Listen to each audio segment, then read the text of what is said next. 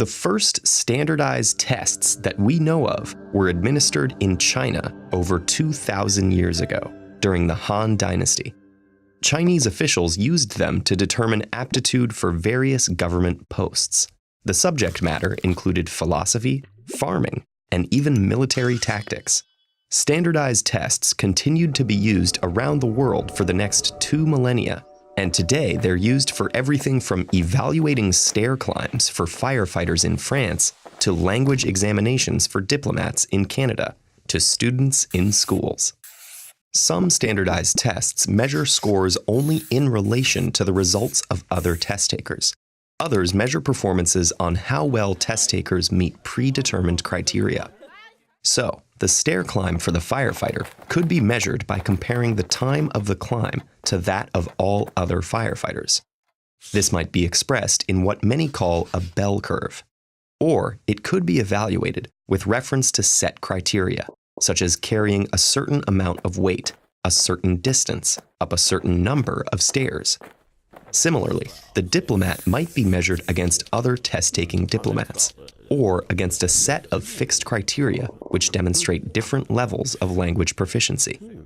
And all of these results can be expressed using something called a percentile. If a diplomat is in the 70th percentile, 70% of test takers scored below her.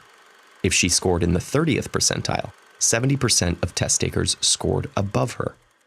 Although standardized tests are sometimes controversial, they're simply a tool. As a thought experiment, think of a standardized test as a ruler. A ruler's usefulness depends on 2 things. First, the job we ask it to do. Our ruler can't measure the temperature outside or how loud someone's singing. Second, the ruler's usefulness depends on its design. Say you need to measure the circumference of an orange. Our ruler measures length, which is the right quantity, but it hasn't been designed with the flexibility required for the task at hand. So, if standardized tests are given the wrong job or aren't designed properly, they may end up measuring the wrong things. In the case of schools, students with test anxiety may have trouble performing their best on a standardized test, not because they don't know the answers, but because they're feeling too nervous to share what they've learned. Students with reading challenges may struggle with the wording of a math problem, so their test results may better reflect their literacy rather than numeracy skills.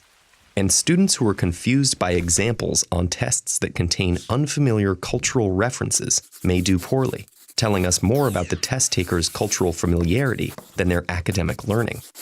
In these cases, the tests may need to be designed differently. Standardized tests can also have a hard time measuring abstract characteristics or skills, such as creativity, critical thinking, and collaboration. If we design a test poorly or ask it to do the wrong job, or a job it's not very good at, the results may not be reliable or valid. Reliability and validity are 2 critical ideas for understanding standardized tests. To understand the difference between them, we can use the metaphor of 2 broken thermometers.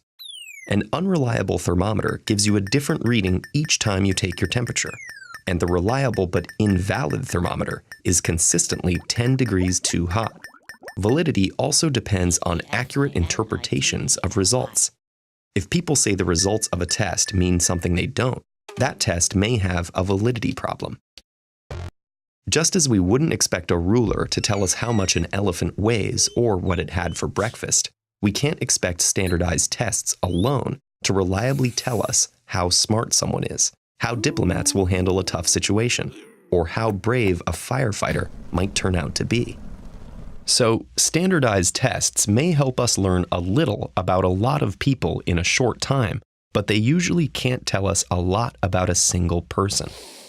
Many social scientists worry about test scores resulting in sweeping and often negative changes for test takers, sometimes with long-term life consequences. We can't blame the tests, though. It's up to us to use the right tests for the right jobs and to interpret results appropriately. If you'd like to learn more about this topic, we highly recommend a best-selling book called The End of Average by Harvard professor Todd Rose. In it, Rose investigates the rampant misuse of standardized tests with clarity and urgency. He also proposes a solution to the problem.